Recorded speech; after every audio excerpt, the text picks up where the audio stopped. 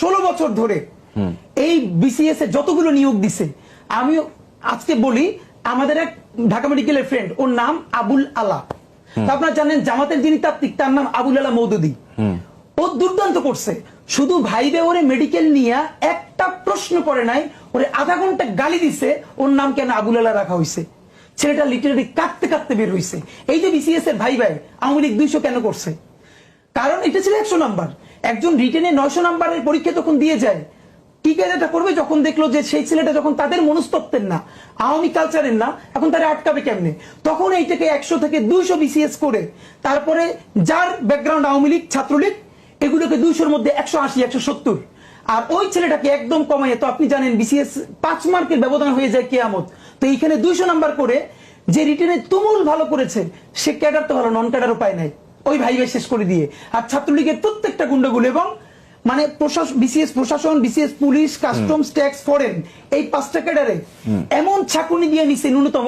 এটার মধ্যে সব থেকে যে ভালো মানে কম আওয়ামী লীগ, সেটা হলো একদম ফ্যাসিস্ট ন্যারেটিভের, মানে তার কথাই হলো এই দেশটা মুজিববাদের, এর বাইরে আর কোনো কথাবার্তা নাই। এবং আমাদের একটা মনে আছে যে একটা ছেলে কিভাবে এই মনস্তত্ত্ব ধারণ করে, তার কিভাবে মুজিব টেস্ট করতে জানেন, সে গেট থেকে বের হয়েছে, আমাদের এক ফ্রেন্ড আবার ডাক দিচ্ছে ইচ্ছে করেই, তোমার বাড়ি কোথায় জানো, তোর বাড়ি হলো বরিশাল, বলে কোন জেলার উপর দিয়ে যাও, মানে ওকে জিজ্ঞেস করো গোপালগঞ্জ, তখন বলে আচ্ছা ওইখানে যেতে একজন বড় মানুষের নিশ্চয়ই জন্মভূমি, তার নাম কি, তো ও বলছিল বঙ্গবন্ধু শেখ মুজিবুর রহমান।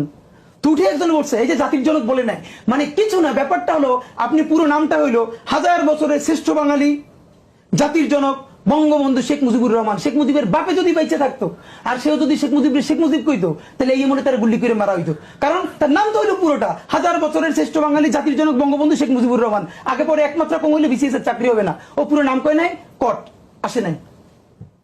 এটা বললাম একটা, আমি 100 ইন্টারভিউ বলতে পারবো আমাদের বন্ধুদের, আমাদের বড় ভাইদের, তাদের সাথে বিসিএস এর ভাইবা বডি করেছে। এত কথা কেন বললাম, 16 বছরে বিসিএস এ আপনি ছেকে যে 15 বছর আগে অ্যাসিস্ট্যান্ট কমিশনার হয়ে ঢুকছে, সে এখন মিনিমাম ডিসি বা আরো উপরে।